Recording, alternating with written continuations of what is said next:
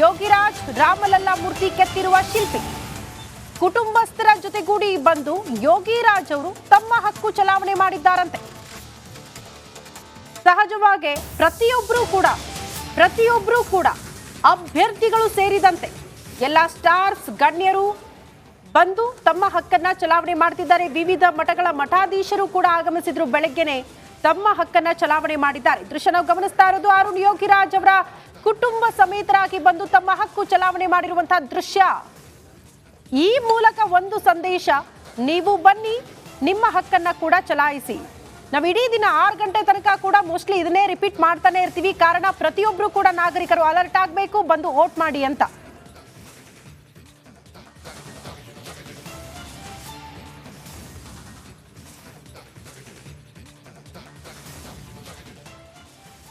ಕರ್ನಾಟಕದಲ್ಲಿ ಮತದಾನ ಜೋರಾಗಿ ನಡೀತಾ ಇದೆ. ಆದರೆ ಕೆಲವೊಂದು ಕಡೆ ಮತದಾನ ಮಾಡುವಾಗ ಸ್ವಲ್ಪ EVM ಮಷಿನ್ ಕೈ ಕೊಟ್ಟಿದೆ ಅಂತ, ಸ್ಟಕ್ ಆಗಿದೆ. ಆ ಥರದ್ದು ಎಲ್ಲೆಲ್ಲಿ ಮತಯಂತ್ರದಲ್ಲಿ ದೋಷ ಕಾಣಿಸಿದೆ ಅನ್ನೋದನ್ನ ಹೇಳ್ತೀವಿ ಈ ರಿಪೋರ್ಟ್ನಲ್ಲಿ.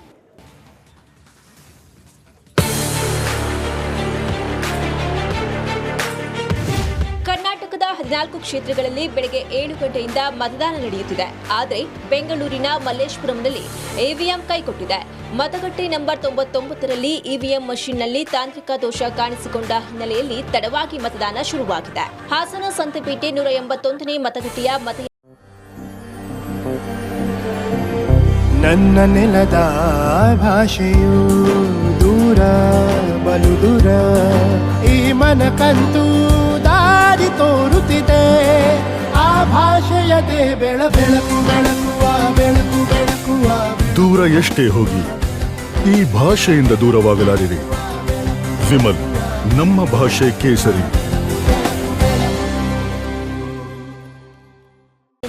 ಸಮಸ್ಯೆ ಆದ ಕಾರಣಕ್ಕೆ ಮತದಾನಕ್ಕೆ 1 ಗಂಟೆ ವಿಳಂಬವಾಯಿತು. ಮತದಾರರು ಮತಗಟ್ಟೆ ಹೊರಗೆ ಕುಳಿತು ಗಂಟೆಗಟ್ಟಲೆ ಕಾಯುವಂತಾಯಿತು. ಮಂಡ್ಯದ KRS ಗ್ರಾಮದ ಬೂತ್ ಸಂಖ್ಯೆ 206ರಲ್ಲಿ ಮತದಾನ ಆರಂಭದಲ್ಲೇ ತಾಂತ್ರಿಕ ದೋಷದಿಂದ EVM ಮಷಿನ್ ಕೈಕೊಟ್ಟಿತ್ತು. ಇನ್ನು ಕೇರ್ಪೇಟೆ ತಾಲೂಕಿನ ಮಾಕುವಳ್ಳಿಯಲ್ಲೂ ಬೆಳಗ್ಗೆ ಮತದಾನ ತಡವಾಗಿ ಪ್ರಾರಂಭವಾದ ಹಿನ್ನೆಲೆಯಲ್ಲಿ ಮತಗಟ್ಟೆ ಕೇಂದ್ರದ ಮುಂದೆ ಮತದಾರರು ಕಾದು ಸುಸ್ತಾದ್ರು. ತುಮಕೂರಿನಲ್ಲಿ ಆರಂಭದಲ್ಲೇ ಮತಯಂತ್ರ ಕೈಕೊಟ್ಟಿದೆ. ನಗರದ ಮತಗಟ್ಟೆ 66ರಲ್ಲಿ ಮತಯಂತ್ರ ಕೈಕೊಟ್ಟಿದೆ. ಮತಯಂತ್ರ ಸರಿಪಡಿಸಲು ಸಿಬ್ಬಂದಿ ಅರ್ಧ ಗಂಟೆ ಪರದಾಡಿದ್ರು. ಚಿಕ್ಕಮಗಳೂರು ತಾಲೂಕಿನ ಅರೆನೂರು ಗ್ರಾಮದ ಮತಗಟ್ಟೆ 53ರಲ್ಲಿ EVM ಕೈಕೊಟ್ಟಿತು. ಇದರಿಂದ ಕಾಫಿ ತೋಟಕ್ಕೆ ಹೋಗುವ ಕೂಲಿ ಕಾರ್ಮಿಕರು ಅಸಮಾಧಾನವನ್ನ ವ್ಯಕ್ತಪಡಿಸಿದ್ರು. ಬಾಳೆಹೊನ್ನೂರಿನ ಸರ್ಕಾರಿ ಪ್ರೌಢಶಾಲಾ ಮತಗಟ್ಟೆಯಲ್ಲಿರುವ ಮತಯಂತ್ರದಲ್ಲೂ ದೋಷ ಕಾಣಿಸಿಕೊಂಡಿದೆ. ಇನ್ನು ನಮ್ಮ ಜೊತೆಗೆ ಸ್ಟುಡಿಯೋದಲ್ಲಿ ಹಿರಿಯ ಪತ್ರಕರ್ತರು ಆದಂತಹ ಸಮೀವುಲ್ಲಾ ಅವರು ಕೂಡ ಜಾಯ್ನ್ ಆಗಿದ್ದಾರೆ. ಒಟ್ಟಲ್ಲಿ ಈ ಬಾರಿಯ ಎಲೆಕ್ಷನ್ ಹೇಗೆ ಅನಿಸ್ತಾ ಇದೆ, ಅವರ ವಿಶ್ಲೇಷಣೆ ಕೂಡ ಕೇಳೋದಕ್ಕೆ ನಾವೆಲ್ಲ ಕಾಯ್ತಾ ಇದ್ದೀವಿ. ಸರ್ ನಮಸ್ತೆ, ಕಾರ್ಯಕ್ರಮಕ್ಕೆ ಆತ್ಮೀಯ ಸ್ವಾಗತ. 2019ಕ್ಕೂ 2024ರಲ್ಲಿ ಈಗ ಆಗ್ತಾ ಇರುವಂತಹ ಚುನಾವಣೆಗೂ ಏನ್ ಚೇಂಜಸ್ ಮತ್ತು ಆ ರೀತಿ ಉತ್ಸಾಹ ಕಾಣಿಸ್ತಾ ಇದೆಯಾ? ಅತಿ ಹೆಚ್ಚಾಗಿದೆಯಾ, ಸ್ವಲ್ಪ ಕಡಿಮೆ ಆಗಿದೆ ಅಂತ ಅನ್ಸುತ್ತಾ? ಹೇಗೆ? ಇಲ್ಲ, ಉತ್ಸಾಹ ತುಂಬಾ ಚೆನ್ನಾಗಿದೆ. ನಾನು ಬೆಳಿಗ್ಗೆ ಇಲ್ಲಿ ಬರೋದಕ್ಕಿಂತ ಮೊದಲು ಕೆಲವು ಮತಗಟ್ಟೆಗಳಿಗೆ ಭೇಟಿ ಕೊಟ್ಟು ಬಂದೆ. ಜನ ಅತ್ಯಂತ ಸಂಭ್ರಮದಿಂದ ಈ ಪ್ರಜಾಸತ್ತೆಯ ಈ ಒಂದು ಮಹಾ ಹಬ್ಬದಲ್ಲಿ ಪಾಲ್ಗೊಳ್ಳೋದಕ್ಕೆ ಅವರು ಸಂಭ್ರಮದಿಂದ ಆಗಮಿಸ್ತಿರುವಂತಹ ದೃಶ್ಯ ನಮಗೆ ಬೆಳಿಗ್ಗೆ ಕಂಡು ಬಂತು. ಓಕೆ ಸರ್, ವಾಪಸ್ ಬರ್ತೀನಿ.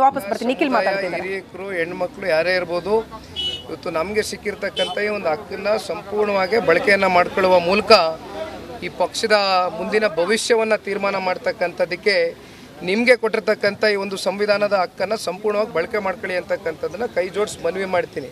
ಯಾಕೆಂದರೆ ವೀಕೆಂಡ್ ಬಂತು ಅಂತ ನಾವು ಹೊರಗಡೆ ಹೋಗ್ತಕ್ಕಂಥದ್ದು ಸರ್ವೇ ಸಾಮಾನ್ಯ. ವೀಕೆಂಡ್ಗಳು ಬರುತ್ತೆ ಹೋಗುತ್ತೆ, ಚುನಾವಣೆ ಆಗೋದು 5 ವರ್ಷಕ್ಕೊಮ್ಮೆನೇ.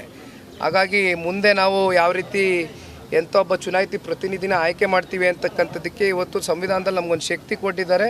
ಇದನ್ನು ಸರಿಯಾಗಿ ಬಳಕೆ ಮಾಡ್ಕೊಳ್ಬೇಕು ಪ್ರತಿಯೊಬ್ಬರು ಕೂಡ ಅಂತಕ್ಕಂಥದ್ದು ಕೈ ಜೋಡಿಸಿ ಮನವಿ ಮಾಡ್ತೀನಿ. ಗ್ರಾಮಾಂತರದಲ್ಲಿ ಯಾವ ರೀತಿ ಚುನಾವಣೆ ನಡೀತಾ ಇದೆ ಅಂತ ಮಾಧ್ಯಮ ಸ್ನೇಹಿತರು ನೀವು ನೋಡ್ತಿದ್ದೀರಿ. ಕಳೆದ 1.5 ತಿಂಗಳು 2 ತಿಂಗಳಿಂದ ನಿರಂತರವಾಗಿ ಚುನಾವಣಾ ಆಯೋಗ ಇರಲಿ, ಚುನಾವಣಾಧಿಕಾರಿಗಳಿರಲಿ, ಪೊಲೀಸ್ ಅಧಿಕಾರಿಗಳಿರಲಿ ಸಂಪೂರ್ಣವಾಗಿ ಮೌನ ವಹಿಸಿದ್ದಾರೆ. ಈಗ ಮೊನ್ನೆ 11 ತಿಂಗಳಿಂದ ನಡೆದಂಥ ಕಳೆದ ವಿಧಾನಸಭಾ ಚುನಾವಣೆ ಸಂದರ್ಭದಲ್ಲೂ ಕೂಡ 5,000 ಟೋಕನ್ನು ಗಿಫ್ಟ್ ಕಾರ್ಡ್ಗಳನ್ನ ಹಂಚಿದ್ರು. ನಿನ್ನೆ ದಿನ ಅದನ್ನು 10,000ಕ್ಕೆ ಏರಿಕೆ ಮಾಡಿದ್ದಾರೆ. ಇಲ್ಲೂ ಕೂಡ ಚುನಾವಣಾ ಆಯೋಗ, ಚುನಾವಣಾ ಅಧಿಕಾರಿಗಳು ಯಾವುದೇ ರೀತಿ ಜವಾಬ್ದಾರಿಯುತವಾಗಿ ಕೆಲಸ ಮಾಡ್ತಾ ಇಲ್ಲ. ಭಾಳ ಸ್ಪಷ್ಟವಾಗಿ ನಮ್ಮ ಕಣ್ಮುಂದೆ ಕಂಡುಬರ್ತಾ ಇರ್ತಕ್ಕಂಥದ್ದು. ಜನತಾದಳ ಪಕ್ಷದ ಕಾರ್ಯಕರ್ತರುಗಳು ನಿನ್ನೆ ದಿನ ಇಡೀ ದಿನ ಭಾರತೀಯ ಜನತಾ ಪಾರ್ಟಿನೂ ಸೇರಿದಂತೆ ಸಂಪೂರ್ಣ ರಾತ್ರಿ ಸಾಕಷ್ಟು ನನಗೆ ಕರೆಗಳು ಬಂದು ಸಾಕಷ್ಟು ಕಾರ್ಡ್ಗಳನ್ನ ಜಪ್ತಿ ಮಾಡಿರ್ತಕ್ಕಂಥದ್ದು, ಸೀರೆಗಳನ್ನ ಪ್ರಜಾಪ್ರಭುತ್ವದ ಈ ಒಂದು ವ್ಯವಸ್ಥೆಯಲ್ಲಿ ಸಂವಿಧಾನದಲ್ಲಿ ನಮಗೆ ಸಿಕ್ಕಿರ್ತಕ್ಕಂಥ ಈ ಒಂದು ಹಕ್ಕು, ಪ್ರತಿಯೊಬ್ಬರು ಕೂಡ ಈ ಒಂದು ಹಕ್ಕನ್ನು ನಾವು ಯಾವುದೇ ಕಾರಣಕ್ಕೂ ಕಳ್ಕೊಳ್ದಿರ ಮತದಾನವನ್ನು ಮಾಡಬೇಕಾಗಿರ್ತಕ್ಕಂಥದ್ದು ಪ್ರತಿಯೊಬ್ಬರ ಮತದಾರರ ಒಂದು ಜವಾಬ್ದಾರಿ. ಬಹುಶಃ ಈಗ ತಾನೇ ನಾನು ನೈಸ್ ರೋಡಲ್ಲಿ ಬರಬೇಕಾದ್ರೆ ನೋಡ್ತಾ ಇದ್ದೆ, ಸಾಕಷ್ಟು ಜಾಮ್ ಆಗಿತ್ತು. ಇವತ್ತು ಶುಕ್ರವಾರದ ದಿನ ವೀಕೆಂಡ್ ಪ್ರಾರಂಭ ಆಗಿದೆ ಅಂತ ಸಾಕಷ್ಟು ಜನ ಇವತ್ತು ಹೊರಗಡೆ ಹೋಗ್ತಕ್ಕಂಥದ್ದನ್ನು ನಾವೆಲ್ಲ ನೋಡ್ತಾ ಇದ್ದೀವಿ. ಆದರೆ ಎಲ್ಲ ನಮ್ಮ ಕರ್ನಾಟಕ ರಾಜ್ಯದ ಜವಾಬ್ದಾರಿಯುತವಾದಂಥ ಪ್ರಜೆಗಳಿಗೆ, ಮತದಾರರಿಗೆ ದಯಮಾಡಿ ಕೈ ಜೋಡಿಸಿ ಮನವಿ ಮಾಡ್ತೀನಿ. ಯುವಕರು ಅಂತಕ್ಕಂಥದ್ದೇ ಅಲ್ಲ, ಇವತ್ತು ಯಾವುದೇ ವರ್ಗ, ಸಮುದಾಯ, ಹಿರಿಯಕರು, ಹೆಣ್ಮಕ್ಳು ಯಾರೇ ಇರ್ಬೋದು, ಇವತ್ತು ನಮಗೆ ಸಿಕ್ಕಿರ್ತಕ್ಕಂಥ ಈ ಒಂದು ಹಕ್ಕನ್ನು ಸಂಪೂರ್ಣವಾಗಿ ಬಳಕೆಯನ್ನು ಮಾಡ್ಕೊಳ್ಳುವ ಮೂಲಕ ಈ ಪಕ್ಷದ ಮುಂದಿನ ಭವಿಷ್ಯವನ್ನು ತೀರ್ಮಾನ ಮಾಡ್ತಕ್ಕಂಥದ್ದಕ್ಕೆ ನಿಮಗೆ ಕೊಟ್ಟಿರ್ತಕ್ಕಂಥ ಈ ಒಂದು ಸಂವಿಧಾನದ ಹಕ್ಕನ್ನು ಸಂಪೂರ್ಣವಾಗಿ ಬಳಕೆ ಮಾಡ್ಕೊಳ್ಳಿ ಅಂತಕ್ಕಂಥ. ಪಾದರಾಯನಪುರದಲ್ಲಿ ಹೇಗಿದೆ ಎಲೆಕ್ಷನ್ ಹವಾ, ಮತದಾನ ಹೇಗೆ ನಡೀತಾ ಇದೆ? ನಮ್ಮ ಸಹೋದ್ಯೋಗಿ ಅಶ್ವಥ್ ದೇವಿತ್ ವಾಕ್ ಥ್ರೂ ಮಾಡಿದ್ದಾರೆ, ನೋಡೋಣ. ಬೆಂಗಳೂರು ಸೆಂಟ್ರಲ್ ಕ್ಷೇತ್ರ, ಗಾಂಧಿನಗರ ವಿಧಾನಸಭಾ ಕ್ಷೇತ್ರ ಪ್ರತಿನಿಧಿಸುವಂತಹ ಪಾದರಾಯನಪುರದ ಬೂತ್ನಲ್ಲಿದ್ದೇವೆ ನಾವು. ಒಟ್ಟು 4 ಬೂತ್ಗಳಿದ್ದಾವೆ. 65, 66, 67, 68, 69, 70ವರೆಗೂ ಕೂಡ ಇದೆ. ಸೊ ಆ ಕಡೆ ಬೇರೆ ಬೂತ್ ಇದೆ. ಒಟ್ಟಿನಲ್ಲಿ ಈ ಭಾಗದಲ್ಲಿ ಅಂದರೆ ನಿಮಗೇನು ಪಾದರಾಯನಪುರ ಭಾಗ ನೋಡ್ತಾ ಇದ್ದೀರಲ್ಲ, ಈ ಭಾಗದಲ್ಲಿ ಅತಿ ಹೆಚ್ಚಾಗಿ ಅಲ್ಪಸಂಖ್ಯಾತರ ಮತಗಳೇ ನಿರ್ಣಯಿಸುವಂತಹ ಬೂತ್ ಇದು ಅನ್ನುವಂಥದ್ದು ಈಸಿಯಾಗಿ ಗೊತ್ತಾಗ್ತಾ ಇದೆ. ದೃಶ್ಯಾವಳಿಗಳನ್ನು ಕೂಡ ನೀವು ಗಮನಿಸ್ತಾ ಇದ್ದೀರಿ. ಸರ್ಕಾರಿ ಪ್ರಾಥಮಿಕ ಶಾಲೆಯಲ್ಲೂ ಕೂಡ ಮತದಾನವನ್ನು ಮಾಡಲಾಗ್ತಾ ಇದೆ. ಇನ್ನು ಮತ್ತೊಂದು ಕಡೆ ಇಲ್ಲೂ ಕೂಡ ಸರತಿ ಸಾಲಿನಲ್ಲಿ ನಿಂತು ಸಾಕಷ್ಟು ಜನರು ಮತದಾನವನ್ನು ಮಾಡ್ತಿದ್ದಾರೆ. ಒಟ್ಟಲ್ಲಿ ಇದೊಂದೇ ಜಾಗದಲ್ಲಿ 4 ಬೂತ್ಗಳನ್ನು ಹೊಂದಲಾಗಿದೆ. 4 ಬೂತ್ಗಳಿಗೂ ಕೂಡ ಮತದಾರರು ಬಂದು ಮತದಾನವನ್ನು ಮಾಡ್ತಿದ್ದಾರೆ. ಇದು ಖುಷಿ ಪಡುವಂಥ ವಿಚಾರ. ಯಾಕಂತಂದರೆ ಎಲ್ಲರೂ ಕೂಡ ಯಾವುದೇ ರೀತಿ ಅಂದರೆ ಮನೆಯಲ್ಲಿ ಕೂರದೆ ಅಥವಾ ಕೆಲಸ ಮಾಡದೆ ಕೆಲಸ ಮಾಡ್ಕೊಳ್ತಾ ತಮ್ಮ ಮತವನ್ನು, ತಮ್ಮ ಹಕ್ಕನ್ನು, ಚುನಾವಣಾ ಹಬ್ಬದಲ್ಲಿ ಭಾಗಿಯಾಗುವಂಥ ಈ ಹಕ್ಕನ್ನು ಚಲಾಯಿಸುವಂಥ ಕೆಲಸಕ್ಕೆ ಮುಂದಾಗಿರುವಂಥ ದೃಶ್ಯಾವಳಿಗಳನ್ನು ಕೂಡ ನೀವು ಗಮನಿಸ್ತಾ ಇದ್ದೀರಿ. ಒಟ್ಟಲ್ಲಿ ಬಹಳ ಪ್ರಮುಖವಾಗಿ ದೃಶ್ಯಾವಳಿಗಳನ್ನು ನೀವು ನೋಡ್ತಾ ಇದ್ದೀರಿ. ಇಲ್ಲಿ 4 ಬೂತ್ಗಳೇನಿದೆ ಮತ್ತು ಆ ಕಡೆ ಬೂತ್ ಏನಿದೆ ಅಂದರೆ ಪಾದರಾಯನಪುರ ವಿಭಾಗದಲ್ಲಿ ಇಲ್ಲಿ ಅತಿ ಹೆಚ್ಚಾಗಿ ಅಲ್ಪಸಂಖ್ಯಾತ ಮತಗಳೇ ನಿರ್ಣಯಿಸುವಂಥ ಒಂದು ಬೂತ್ ಅಂತ ಹೇಳಿದ್ರೆ ತಪ್ಪಾಗಲ್ಲ. ಸೊ ಒಟ್ಟಲ್ಲಿ ಯಾರೇ ಆಗಲಿ ಎಲ್ಲೇ ಇದ್ರೂ ಕೂಡ ಬಂದು ಮತದಾನವನ್ನು ಮಾಡಬೇಕು. ಮನೆಯಲ್ಲಿ ಕೂತವರು ಎಲ್ಲರೂ ಕೂಡ ತಮ್ಮ ಹಕ್ಕನ್ನು ಚಲಾಯಿಸಬೇಕು ಅಂತ ಈ ಮುಖಾಂತರ ಹೇಳ್ತಾ ಎಲ್ಲರೂ ಕೂಡ ಬಂದು ಮತವನ್ನು ಚಲಾಯಿಸಿ ಅಂತ ಹೇಳ್ಬೋದು. ಕ್ಯಾಮ್ರಾ ಪರ್ಸನ್ ದೀಪಕ್ ಜೊತೆ ಅಶ್ವಥ್ ದೇವಿತ್, ರಿಪಬ್ಲಿಕ್ ಕನ್ನಡ, ಬೆಂಗಳೂರು.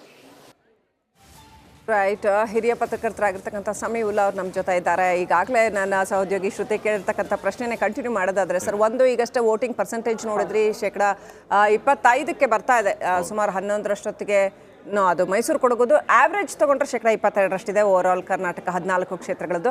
ಒಂದು ಅದು ಹೇಗೆ ಅನ್ಸುತ್ತೆ? ಎರಡನೇದು ಇಶ್ಯೂ, ಈಗ ಅವ್ರು ಕೇಳ್ದಂಗೆ 2014ರ ಚುನಾವಣೆ ಒಂದು ಸ್ಥಿತ್ಯಂತರದ ಚುನಾವಣೆ ಆಗಿತ್ತು, 2019ರ ಚುನಾವಣೆ ಒಂದು ಬೇರೆ ಥರ ಇತ್ತು. ಈ ಸಾರಿ ಚುನಾವಣೆ ಓವರ್ ಆಲ್ ನಿಮ್ಗೆ ಹೇಗೆ ಅನಿಸ್ತಾ ಇದೆ? ಒಂದು 25, 28 ಇಷ್ಟು ಹೊತ್ತಿಗೆ ವೋಟಿಂಗು ತುಂಬ ಒಳ್ಳೆ ವೋಟಿಂಗು ಬಹುಶಃ ಮಧ್ಯಾಹ್ನ ಆಗ್ತಿದ್ದಾಗೇನೆ ಸ್ವಲ್ಪ ಕಡಿಮೆ ಆಗುತ್ತೆ. ಬೆಂಗಳೂರು ಜನ ಸೋಮಾರಿಗಳೆಲ್ಲ ಬೆಂಗಳೂರಲ್ಲಿ ಕೆಲವು ಏರಿಯಾದಲ್ಲಿ ಜಾಸ್ತಿ ಆಗಿದೆ, ಕೆಲವು ಕಡೆ 20% ಆಗಿದೆ. ಮಧ್ಯಾಹ್ನದ ನಂತರ ಸ್ವಲ್ಪ ಕಡಿಮೆ ಆಗೋ ಸಾಧ್ಯತೆ ಇದೆ. ಬಹುಶಃ ಬಿಸಿಲು ಜಾಸ್ತಿ ಆಗುತ್ತೆ ಅಂತ ಹೆಚ್ಚು ಸಂಖ್ಯೆಯಲ್ಲಿ ಜನ ಬಂದು ಮತ ಚಲಾಯಿಸೋದ್ರಿಂದ ಸರಿಸುಮಾರು 30, ಇನ್ನೂ 1 ಗಂಟೆ ಹೊತ್ತಿಗೆ ಇನ್ನೂ ಒಂದು 10-15% ಜಾಸ್ತಿ ಆಗುತ್ತೆ. 45% ಅಷ್ಟು ಮಧ್ಯಾಹ್ನದ ಹೊತ್ತಿಗೆ ಆಗುತ್ತೆ. ಅದಾದ ಮೇಲೆ ಎಷ್ಟು ಪರ್ಸೆಂಟೇಜ್ ಆಗುತ್ತೆ ಅನ್ನೋದು, ಬೆಂಗಳೂರಲ್ಲಿ ಎಷ್ಟು ಪರ್ಸೆಂಟು ಮತ್ತು ಹೊರಗಡೆ ಗ್ರಾಮಾಂತರ ಪ್ರದೇಶದಲ್ಲಿ ಎಷ್ಟು ಪರ್ಸೆಂಟು ಆಗ್ತಾ ಇದೆ ಅನ್ನೋದು ಅದ್ರ ಮೇಲೆ ಒಟ್ಟು ಮೋಸ್ಟ್ಲಿ ಲಾಸ್ಟ್ ಫ್ಯೂ ಇಯರ್ಸ್ಗಿಂತ ಈ ಸಾರಿ ಬಿಸಿಲು ಸಿಕ್ಕಾಪಟ್ಟೆ ಜಾಸ್ತಿ ಇದೆಯಾ ಅಂತ ಮನೆ ಒಳಗೆ ದಾಖಲೆ ಉರಿ. ಆಮೇಲೆ ಇವತ್ತು ನಾಳೆ ಬಿಸಿ ಗಾಳಿಯ ಪ್ರಿಡಿಕ್ಷನ್ ಇದೆ, ಹೀಟ್ ವೇವ್ಸ್ನ ಪ್ರಿಡಿಕ್ಷನ್ಸ್ ಇದೆ. ಹೀಗಾಗಿ ಮಧ್ಯಾಹ್ನದ ಹೊತ್ತಿಗೆ ಸ್ವಲ್ಪ ಕಡಿಮೆ ಆಗ್ಬೋದು ಅಂತ ಅಂದ್ಕೊಂಡಿದ್ದೀನಿ. ಈ ಬಾರಿ ಚುನಾವಣಾ ಆಯೋಗ ಸಿದ್ಧತೆಗಳನ್ನ ತುಂಬ ಇಂಟ್ರೆಸ್ಟಿಂಗ್ ಆಗಿ ಮಾಡಿದೆ. ಅಂದರೆ ಮತದಾರರನ್ನು ಮತಗಟ್ಟೆಗೆ ಬನ್ನಿ ಅನ್ನುವ ರೀತಿಯಲ್ಲಿ ಅವರಿಗೆ ವ್ಯವಸ್ಥೆಯನ್ನು ಕಲ್ಪಿಸ್ಕೊಟ್ಟಿದೆ. ಹೆಚ್ಚು ಸಂಖ್ಯೆಯ ಮಹಿಳೆಯರು ಮತದಾನ ಮಾಡಿದರೆ ಈ ಬಾರಿ ಚುನಾವಣೆಯ ಫಲಿತಾಂಶದ ಮೇಲೆ ಗುರುತರವಾದಂತಹ, ನಿರ್ಣಾಯಕವಾದಂತಹ ಪ್ರಭಾವವನ್ನು ಮಹಿಳೆಯರು ಇಟ್ಕೊಂಡಿದ್ದಾರೆ ಈ ಸರಿ. ಅದಕ್ಕೆ ಬೇಕಾದಷ್ಟು ರೀಸನ್ಸ್ ಇದೆ. ಗ್ಯಾರಂಟಿ ಯೋಜನೆಗಳು, ಮೋದಿಯವರ ಗ್ಯಾರಂಟಿ ಮತ್ತು ಈ ಸರ್ಕಾರದ ಕಾಂಗ್ರೆಸ್ ಸರ್ಕಾರದ ಗ್ಯಾರಂಟಿಗಳು, ಅದರಲ್ಲಿ ಹೆಚ್ಚು ಸಂಖ್ಯೆಯಲ್ಲಿ ಫಲಾನುಭವಿಗಳು ಮಹಿಳೆಯರು ಇರೋದ್ರಿಂದ ಮಹಿಳೆಯರು ಹೆಚ್ಚು ಸಂಖ್ಯೆಯಲ್ಲಿ ಮತದಾನ ಮಾಡಿದರೆ ಅದು ರಿಸಲ್ಟ್ ಮೇಲೆ ದೊಡ್ಡ ಪ್ರಮಾಣದಲ್ಲಿ ಪರಿಣಾಮವನ್ನು ಕೇಳ್ತಾ ಇದೆ ಸಮೀವುಲ್ಲಾ ಸರ್. ಈಗ ಮೋಸ್ಟ್ಲಿ ಮಹಿಳೆಯರೇ ಎರಡೂ ಪಕ್ಷದ ಶಕ್ತಿ ಆಗ್ಬಿಟ್ಟಿದ್ದಾರೆ ಅಂತ, ನಾರಿ ಶಕ್ತಿನೇ ಎರಡೂ ಪಕ್ಷಗಳ ಶಕ್ತಿ ಆಗ್ಬಿಟ್ಟಿದೆ ಈ ಬಾರಿ ಅಂತ. ಕರ್ನಾಟಕದ ಚುನಾವಣೆಯ ನಿರ್ಣಾಯಕ ಮತದಾರರು ಮಹಿಳೆಯರು. ಯಾಕೆ ಅಂತಂದ್ರೆ 2.14 ಕ್ಷೇತ್ರಗಳಲ್ಲಿ 2.288 ಒಟ್ಟು ಮತದಾರರು ಈಗ ಮತವನ್ನ ಚಲಾಯಿಸ್ತಿದ್ದಾರೆ. 1.44 ಲಕ್ಷ ಮತದಾರರು ಪುರುಷರು, 1.4 ನೀವು ಅದನ್ನು ಹೇಳಿರ್ತೀರ, 1.43 ಲಕ್ಷ ಮಹಿಳಾ ಮತದಾರರು ಈಗ ಇಲ್ಲಿ ಮತವನ್ನ ಈ ಹಂತದಲ್ಲಿ 14 ಲೋಕಸಭಾ ಕ್ಷೇತ್ರಗಳಲ್ಲಿ ಮತವನ್ನ ಚಲಾಯಿಸ್ತಿದ್ದಾರೆ. ಅದರಲ್ಲಿ ಎಷ್ಟು ಜನ ಗ್ಯಾರಂಟಿಗಳ ಪ್ರಭಾವಕ್ಕೆ ತುತ್ತಾದವರು ಅನ್ನೋದಿದೆಯಲ್ಲ, ಮತ್ತು ಅವರು ಯಾರಿಗೆ ಮತವನ್ನ ಚಲಾಯಿಸ್ತಾರೆ, ಅವರು ಕೈಗೊಳ್ಳುವ ನಿರ್ಣಯ ಏನು ಅನ್ನೋದು ಈ ಚುನಾವಣೆಯ ಫಲಿತಾಂಶದ ನಿರ್ಣಾಯಕ ಸಂಗತಿಯಾಗಿದೆ. ಡಿಸಿಸಿವ್ ಫ್ಯಾಕ್ಟರ್ಸ್ ಅದು. ಹೀಗಾಗಿ ಹೆಚ್ಚು ಸಂಖ್ಯೆಯಲ್ಲಿ ಮಹಿಳೆಯರು ಮತಗಟ್ಟೆಗಳಿಗೆ ಬಂದ್ರೆ ಅದು ಈ ಚುನಾವಣೆಗೆ ಹೊಸ ತಿರುವನ್ನ ಕೊಡುತ್ತೆ. ಒಂದು ಪರ್ಫೆಕ್ಟ್ ಹೇಳಿದ್ರು ಶ್ರುತಿ, ಎರಡೂ ಪಕ್ಷಗಳು ಮಹಿಳೆಯರಿಗೆ ನಾರಿ ಶಕ್ತಿ ಅಂತ ಮಾಡ್ತಿದ್ದಾವೆ ಸರ್.